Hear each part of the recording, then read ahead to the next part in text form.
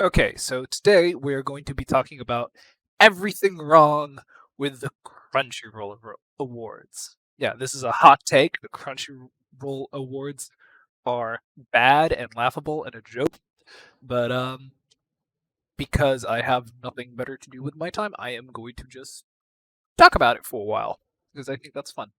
So, the most obvious problem immediately is the categories. Now, I don't understand like why they have like best girl and like best protagonist is like different because they have best protagonist overall and then they have best boy and best girl, right? And the hope is that like people who just want to vote for their favorite female character or male character or whatever it be would just vote there, but the reality of what's actually going to happen is they're just going to vote for both. If let's say faccio un esempio, Deku is in Best Protagonist and Best Boy. It's not like people are gonna go like, "Oh, I'm gonna vote for him as Best Boy, but not Best Protagonist." They're just gonna do both because they like him in both. And same with Girl. Now, what I think they should have done is done what Anime Trending did, which is where they had a best female protagonist, best male protagonist, then they had best supporting female character and best male supporting character. And that would, allow it to just split the vote a little bit more accurately determine which characters are best of those categories. Now, anime of the year. This is already really kind of weird for me because of two things. First off, Beastars is not a 2020 anime, it's a 2019 anime. But because of how the rules work in the Crunchyroll Awards, they do it based off of when it aired in America, which is weird to me because it's literally been a year since Beastars aired. It aired in like 2019, like October, somewhere in there. It's been well over a year, but it's still like in 2021 awards, which is just kind of bizarre to me and doesn't make any sense. The other options they have are pretty alright. I like the nod to Dorohedoro. I wasn't a fan of that show, but I do like the nod that they gave it. It's great to see Azokin and Great Pretender on here. But personally, I think the options are too limited. Right? They only have six, and I'm sure you're probably thinking, oh, six is plenty of options. They should have eight, and let me explain my rationale. They should have one for each season, and I think this applies to all the awards, all the things. Just to diversify things, they should have one per season, so that's four, and then after that they can get the like proper things that are deserving. So let's say you have the best anime for every season. That kind of like more easily narrows down what's supposed to like what anime are eligible for each excuse me for each category, but it also like since it has eight instead of just four, then you have one per season, and then if one season was particularly better than the other, then you can have whatever two from the season, one for that season. It's just the rest, right? So that's the first change I would make. Second change I would make is how you vote, because at the moment it's just vote for one. That's it. You can only vote for one. I don't care if you liked Great Pretender and Azoken. You can only vote for one. I think you should have whatever eight options. Vote for three, or vote for two. Vote for one if you want, or vote for seven, or vote for none of them, or vote for all of them if you don't want your vote to count. I think just voting for one is a very reductive way of voting in all forms, not just for shitty anime competitions, but in general, it's just a better method of representing what people like, because a lot of the times people don't absolutely prefer one over the other. Most people have more varied interests, so they'd be willing to vote for more than one. Now, that being said, I understand if for anime of the year specifically you only get to vote for one, so maybe this is a bad example, but I do think you should be able to vote more than once, which I guess you can, but you have to like reload the website every single time, which seems kind of like extra steps for no reason. Um, so I already went over what these anime. I think it's a little stupid. So on the one side, I do not like that they included Beastars since it's a 2019 anime, but on the reverse side, on the reverse side of that, I do not like how they included Jujutsu Kaisen as a 2020 anime either, because it hasn't finished yet.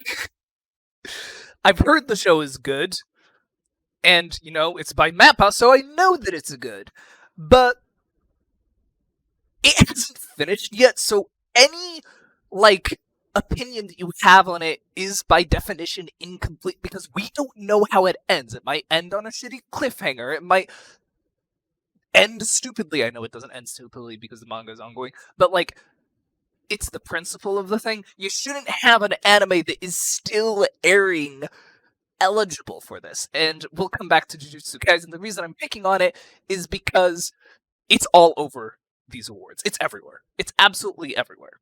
And it hasn't even finished airing yet, even though and it's already eligible for the anime awards. It has to be complete show. I'm sorry. It just has to. Next.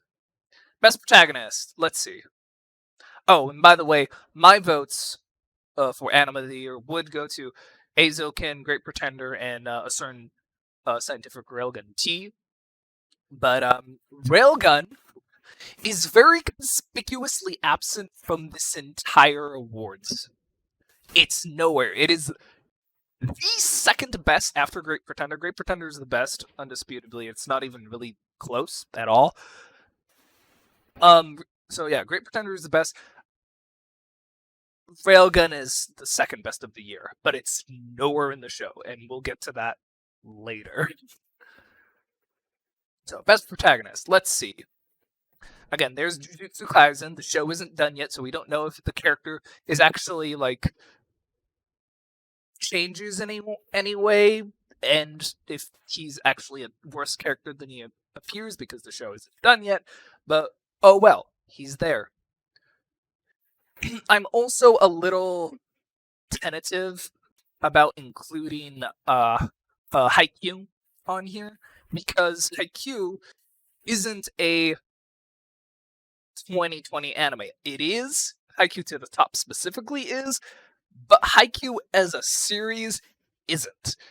It came out in what, 2016? So this season and this character is playing from an advantage of having 4 seasons worth of show that preceded this. And maybe the character comes into his own in this season. I don't know. I don't watch the show. I watched the show up to a point, but I don't like sports anime, so I kind of stopped. But the fact that this character has all of that other stuff going for him seems a little unfair to me. That's just an opinion. I can understand if he's being included, but I could see both sides. Again, I feel like there should be more options and the ability to vote for more options, but I already went over that, so I'm not gonna get into that anymore. Now, it's also kind of upsetting that they included Midori instead of the actual best character from that show, which was the tall one. I don't remember her name. All 3 of the girls were really great, because this is just a stellar show. Eizouken is, but I would have preferred to vote for the other character, but I think I ultimately did vote for her, just because it was the only Eizouken representative there. And again, if you had more options and didn't have Hinata, you could have included 2 characters from Eizouken or somebody else. And again, just don't include Jujutsu Kaisen. don't include Haikyuu, and have 8 options, suddenly you go from 6 options to like you magically have 6 more options because you're removing these 2 and you're adding 4 more. Doesn't that sound better than what we were given? Haven't watched Villainous, don't care. Haven't watched this show, don't even know what it's about. Never even really heard of it, but that's besides the point. My uncultured ass does. Shouldn't matter. Best antagonist. Now, this is a weird thing to me because antagonist is way more esoteric than protagonist. Protagonist is usually the point of view character or the character that like is the audience's surrogate. Antagonist is way more esoteric than that because last season or last year rather, they had Vinland Saga. In Vinland Saga, best antagonist, they had Askeladd. So Askeladd is he's basically the main character of that season for the entire time. And I don't understand why they would have included him as an antagonist. I get that he's the character that the main character is trying to take down and eliminate, but he's the character that we follow for most of the season.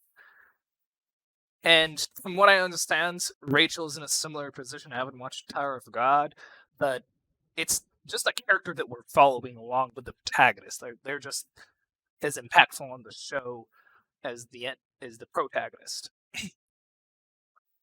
So this one is again a little more esoteric, and I don't think there's a correct answer, so I'm not going to complain too much about their choices, apart from, say it with me, Jujutsu Kaisen shouldn't be eligible because it hasn't finished airing. And My Hero Academia also started in 2019, so it's one of those awkward situations where it's like 2019, 2020, and I think it's weird they're including it as well. I get categorically it was in 2020, but it started in 2019, and it's the 4th season of a show, so like the fact that they're including it seems a little laughable to me. So I would eliminate My Hero Academia, Jujutsu Kaisen, and just strictly have, and by that logic I should have to remove Fruits Baskets as well. So again, I don't know if there's a correct answer to this, especially if it's on the edge. Though I'm willing to defend Fruits Basket because there's season 1 and it is exclusively in 2019, and then there was season 2 which is exclusively in 2020. This is on the edge. It's 2019 and 2020, so I'm more willing to like get behind Fruits Basket than My Hero Academia. As for Jujutsu Kaisen, again, the show literally hasn't finished yet, so I don't know why it's eligible at all. Except we do know why it's eligible. We know that it's the most popular show of the season, and to promote their awards show more, they decided to include it. That's the real reason. Next. Best Boy. Let's see, what do we got? Again, nod to the Dorohedoro, and a nod to Beastars. Beastars is a great show. I love Beastars. I don't think it should be eligible for the 2020 Anime Awards. It's a 2019 show. So I would eliminate this. Again, in addition to the fact that I think there should be more options, like between 8 and 10. So eliminate this. Eliminate Jujutsu Kaisen. And I want to say eliminate Haikyuu for what I said earlier, but again, that's more of a gray area, and if they were to eliminate, then you could easily justify that it should be there, and that's a little bit more of a weird one, and don't have the energy to argue about it. But yeah, I'm trying to think of characters that should have been included. Great Pretender. Any of the male characters from Great Pretender should be in here because they're just It's literally the best show of the year, and the fact that it's only eligible for Anime of the Year and it hasn't shown up anywhere else, but they have the nerve to include a show that it didn't air in 2020 and a show that hasn't finished yet seems a little unfair to me. Next, Best Grill. Personally, I like Weber grills. Again, Abigail, Great Pretender, great choice, excellent, 10 out of 10. Would watch again.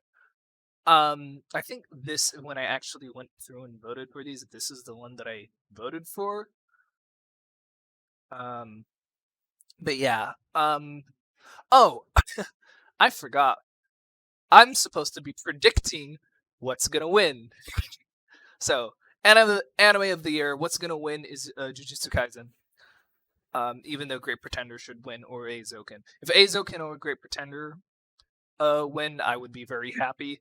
And if it was on here, Railgun would be in the running, but it's not here because apparently nobody watches Railgun or something. I don't know. Maybe it's because it's a Funimation show. Was it on Crunchyroll? I don't remember. I don't use those sites. But yeah, Jujutsu Kaisen's gonna win. Either that or Great Pretender. If Great Pretender wins, I'll be very happy. But I'm pretty sure Jujutsu Kaisen's gonna win. Next, Best Pro Tag. Either this character from Jujutsu Kaisen or Hinata are going to win. Best Antagonist, Echidna is going to win, or the character from Jujutsu Kaisen, even though I personally voted for Akito, I think. And who else is deserving but isn't on here?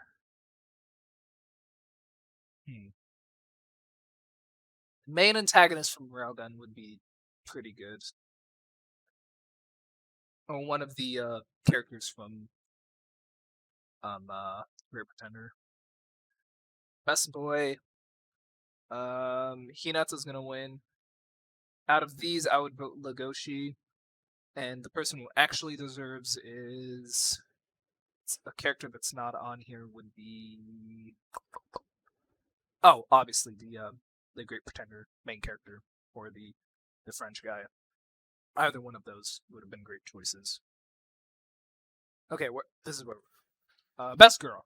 Best Girl, I would personally have voting for somebody who's not on here would be Mikoto Misaka from Railgun, because I'm a Railgun fanboy. And Abby from Great Pretender is an excellent character. Also, the woman, the adult woman, I can't remember her name from Great Pretender, is also a really good character. And Rin from Fruits Basket, because Fruits Basket is eligible. Again, it's not really a 2020 anime because it has a previous season. It's kind of weird in that situation. But if she was on there, I'd be willing to vote for her. Excellent, excellent character. Go watch Fruits Basket. And then I'm pretty sure Kaguya is gonna win. I'm almost certain of it. If it's not that, it's probably gonna be Chizuru that wins ultimately. Next, best opening sequence. Now, best opening is weird because it has to be. You have to remember that it's the best. If you're grading, let's start over with words. Are you grading it on the song specifically, or are you grading it on the visuals as well? Since it says opening and not soundtrack or anything like that, I say you have to take the visuals into account as well.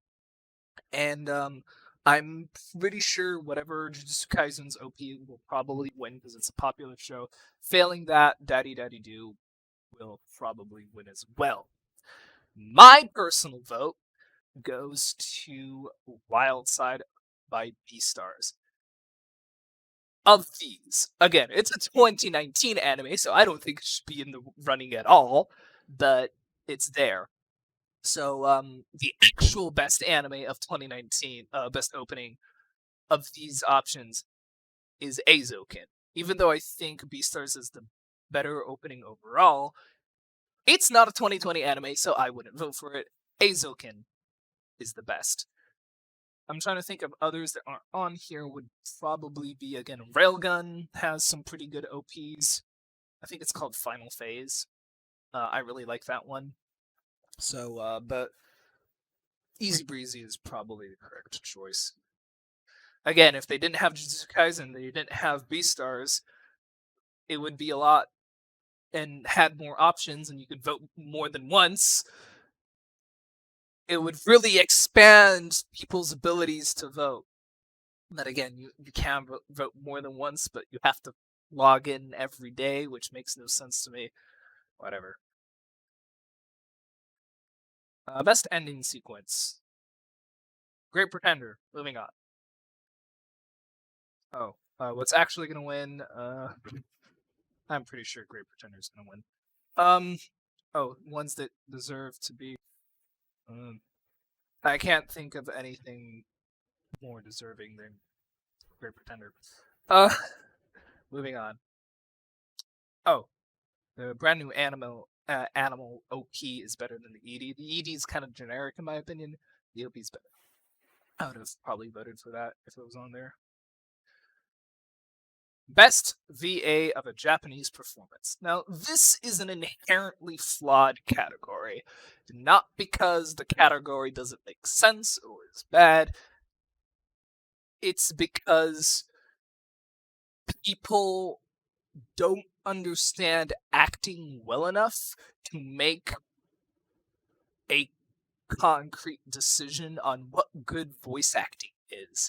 Because when you ask the layperson what good voice acting is in anime, they usually just say lots of emotion. And what they really mean by that is somebody is yelling. So if somebody is screaming really loudly, that's good voice acting to them. They don't understand the subtleties of language and like how people manipulate, their tenor and how they don't even really. I bet most of these people don't know what somebody's natural speaking voice even is and how different maybe their voice is relative to that. So they, I don't trust people to make an informed decision on what the best uh, VA is. Which is why I'm not going to say which my favorite Japanese VA was because I don't know Japanese well enough and don't know any of these actors well enough to make a decision like that. So I think I abstained from this one when I went to vote, not that it matters. But yeah, I'm pretty sure Jujutsu Kaisen is going to win.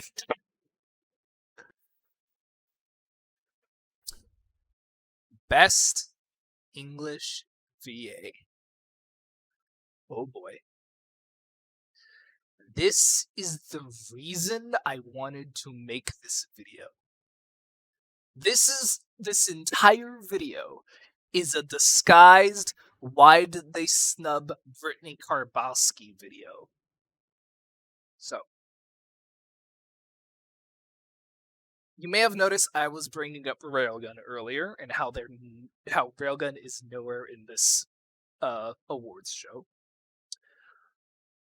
And I was also mentioning how there weren't enough options to include everyone, and how people usually just vote for their favorite thing instead of what actually is the best in its category because they might not understand, voice acting that well. All of that is true, and all of that can be applied to Brittany Karbowski's Mikoto Misaka. Because she's been playing that character a very long time. Something like 7 years, right? And she doesn't just voice Mikoto Misaka, she also voices the sisters. And, the little sister, and in all of the different characters that have the same appearance as Mikoto Misaka. In Japanese, all of the different sisters are voiced by different characters. So the Last Order is voiced by a different character, and The other sisters are voiced by yet another VA, and so on. In English, it's all Brittany Karbowski. But all of her versions of that character are subtly different. Like Makoto is just her natural speaking voice, and the sisters are like a more monotone version of that. And then Last Order is her young person voice. And then this is what really sells it for me as her being the best voice actress of 2020 is in a certain scientific railgun T, there's Dolly, who is also a sister, but she acts like Last Order. So she sounds like Last Order, but in an aged up version that sounds older.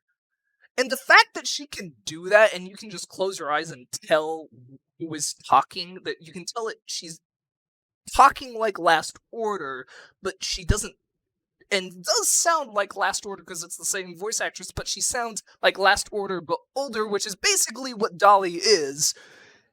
It's just mind blowing.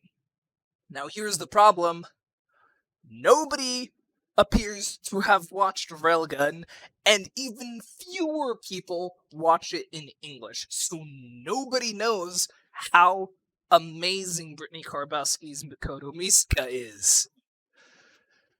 And I find that very frustrating because they decided to put Crispin Freeman as Fate Grand Order Absolute Demonic Front Babylonia, a show which aired in 2019.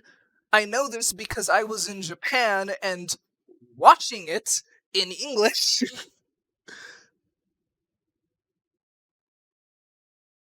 And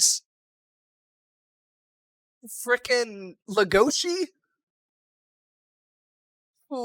which Beastars again is a 2019 anime, not a 20. Now you can here I can understand it more because the dub came out in 2020, but it's still a 2019 show.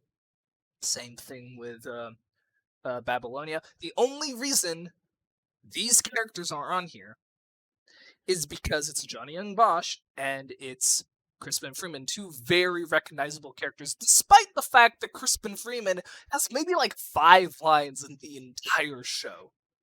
Now, I haven't seen Tower of God. I'm pretty sure he's the protagonist. But my point remains: these characters are just here on name recognition, and I'm pretty sure the voice actor of Legoshi is relatively new, so it's cool that they threw him a bone. But I really don't understand why they're on here. It just blows my mind. And nobody's gonna know because nobody watches the Railgun dub, even though I think it's better than the Japanese, because they change one word. And I hate that. Best Director. Now, I'm reasonably sure most people don't really know what a director does in anime, and they're just gonna vote for whatever show they like the most. But directing is a very specific job in anime production. It's the person who draws the storyboards and decides how the camera is moving. So, if there's a shot with somebody, say, standing in a door frame, like, let's say there's a big church, right? And somebody's standing in the door frame, and light is projecting from the back, that was the director's choice. Uh, now obviously there's the person who drew the background of the church, and then there's the character designer that drew the actual character, and then there's whatever the lighting engineer or director of photography that like did the lighting. But the person who decided, what would look really cool if there's a character and he's like standing in this door frame of a church and there's light like projecting out. That sounds really cool. It has a lot of symbolism, so I'm going to draw that. That was the director who decided that. and then other people came together and made that vision a reality. But the director is the person who has the initial vision. So directing is a little more complicated than most people think. I often complain about shows that just look boring, where like let's say two characters are talking and it's just shot reverse shot. Like that's not interesting. That's not interesting to look at. A show that's very interestingly directed is Monogatari because most of the show is just talking, so they have to like make it kind of weird and avant-garde to keep it interesting, right? And that's how they have these really elaborate, male gaze kind of like panning shots of the girls, or like they're, making towers out of books or towers of cards and stuff like that. Right? It's it's a very particular job, and I feel like most people aren't going to understand that and just vote for Jujutsu Kaisen. Or Masaki Yuasa's Eizouken, because well, most people are going to be able to see that it has great direction. Hopefully, fingers crossed. Best animation. Now, going back to Railgun for a second, Railgun had one of the best animated fights in the entire show, and it's not on here, and that's upsetting. It should be on here. Jujutsu Kaisen shouldn't be on here because it hasn't ended, and Beastars shouldn't be here either because it's a 2019 show. Oh, this is the one! Okay.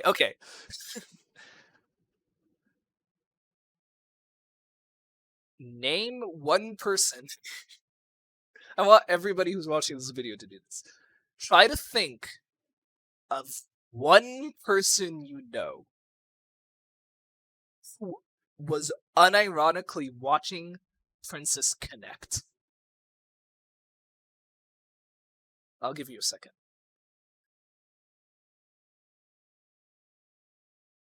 Yeah. You can't think of one, can you? And if you can, are they like one of those like really like super hyper weebs that they just like know everything and play everything and just like they just like the character designs of anime and they'll just play gacha games for no reason, even just because they think the characters are cute?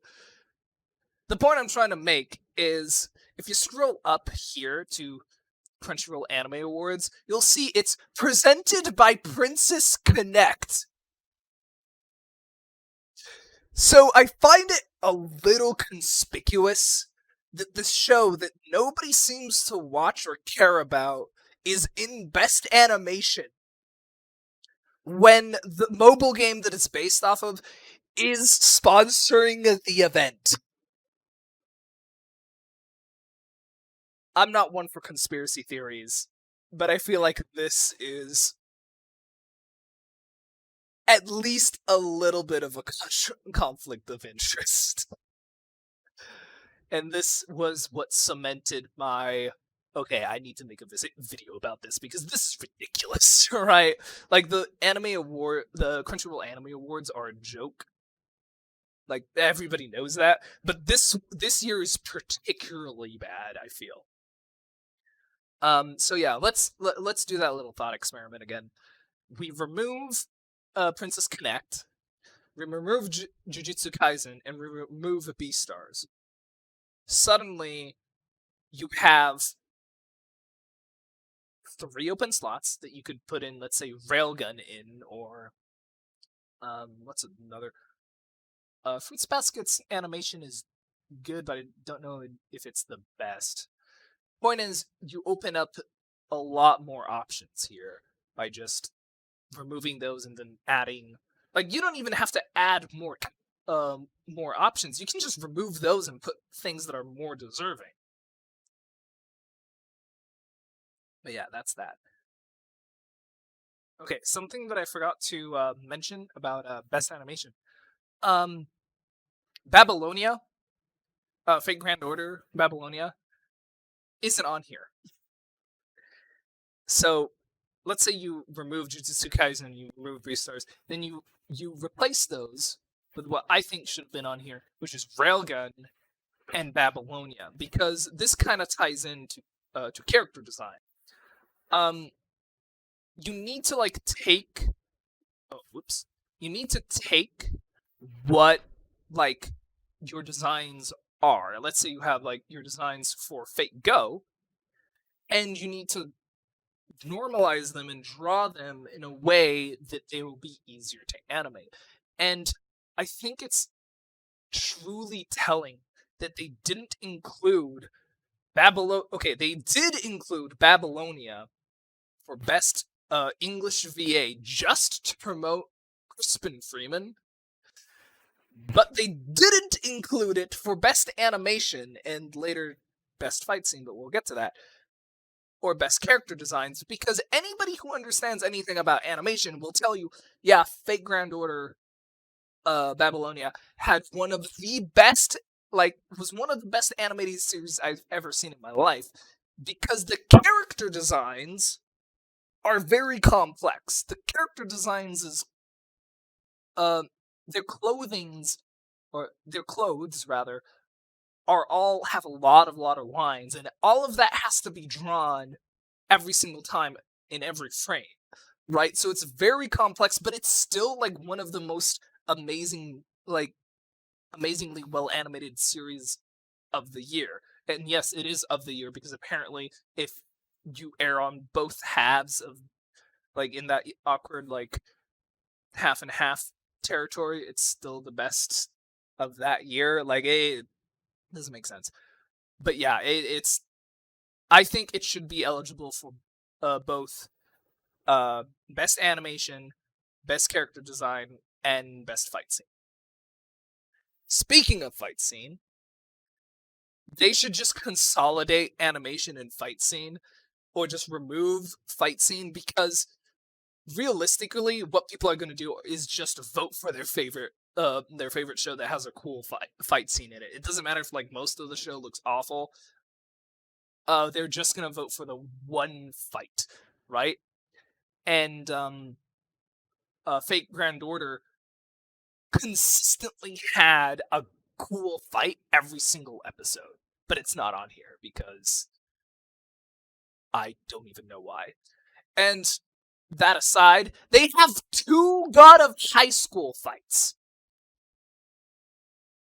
Why? Like, this is the only thing that they've done this for. It just has 2 God of High School fights. It makes no sense to me. And then on top of that, they have My Hero Academia, which looks great. It looks fine. But they didn't even include the best fight scene from that show, which was the fire guy, Endeavor. The Endeavor fight scene. But they did include the fight scene which aired in 2019. So it's like, where's the consistency here? It makes no sense to me. It's just like, oh, we're gonna have God of High School twice, and then we're gonna have My Hero Academia, but we're not gonna have the best fight from My Hero Academia. We're gonna have this other fight which aired in 2019. Like, it's ridiculous. Take out Jujutsu Kaisen, take out My Hero Academia, take out both of these stupid God of High School things, and throw in, like, Babylonia and Railgun. Like, it's ludicrous. Again, I said that these are the worst anime awards they've ever done, but I really do mean that. Now that we're getting to the genre awards, I can talk about this. I think there should be way more genre awards, and the few that they did don't make sense to me, and I'll get to those. So, best drama. I voted for Fruits Baskets. That or Great Pretender. And I haven't really seen the other shows. I don't know why Japan Sinks is on here. Nobody liked this show. Like, everybody thought it was like, it's supposed to be a drama, and I get that. But everybody I've spoken to about it says that it was laughably bad. So, like, if a show that's supposed to be dramatic is making you laugh, it is not objectively, but it's not really accomplishing its goal very well now, is it? It's supposed to be a serious drama, but nobody can take it seriously, and they're all laughing. So, I don't think that should be on there. I also haven't watched the show, so I have no opinion on it. But there we go. I voted for Fruits Basket, I think, or Great Pretender, or maybe both. I don't know. I would have voted for both if I could. Uh, Again, at this point, I'm just repeating myself. Best comedy. Oh, best drama. I think. Let's see. Probably Beastars is gonna win, even though it's a 2019 anime. So that's that. Best comedy.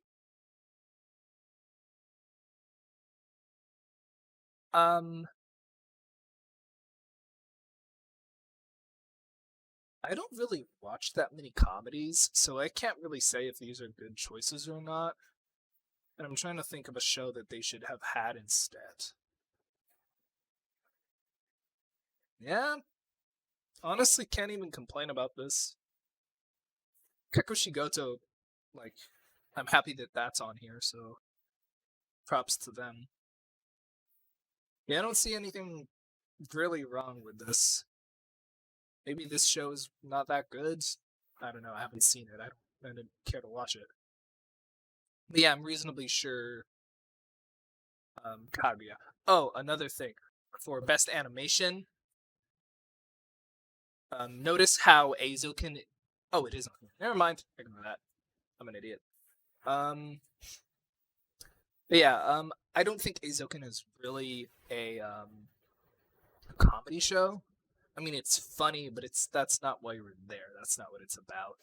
It's not about being funny and getting as many laughs out of the audience as possible. That's just a consequence of the show's tone. But the best straight up comedy out of these, I feel like, is probably Love Is War. But yeah, I can't really think of anything else that they would add. Maybe there's something obvious that I'm forgetting. Best score. I don't know enough about music to make an educated guess, and I also haven't seen most of these.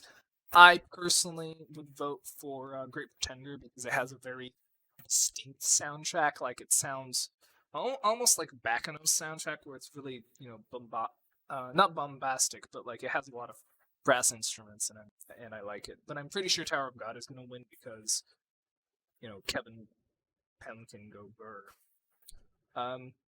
Best couple. This is pretty subjective.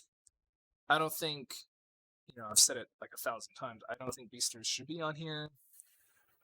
And I think the actual best couple is Fly Me to the Moon or Over the Moon for You or Tony Cow, whatever. This show. Because they're an actual couple together. Love Is War is gonna win. And failing that, Rent a Girlfriend's gonna win. But in both of these situations, the characters aren't actually together. Don't you think that's strange? That they're best couple even though the characters are not together? In this, they're actually in a relationship and married. And it's not one of it, like they actually love each other and it's actually, no BS and it's just a love story about these two people living together and it's wonderful and I think this should win, but it's not going to because these shows are just more well known. Best fantasy to cap off the terrible genre awards is Dorohedoro is not a fantasy show. It's cyberpunk. And I haven't seen Decadence past the second episode because I'm one of those people that really liked the first episode, saw the second episode, thought this is literally not what I signed up for, and then dropped it. But this is a sci-fi show. It's not fantasy. Maybe it becomes fantasy later, and I haven't really seen that far. But I would not include either of these under fantasy. and it seems a little silly that they did. I feel that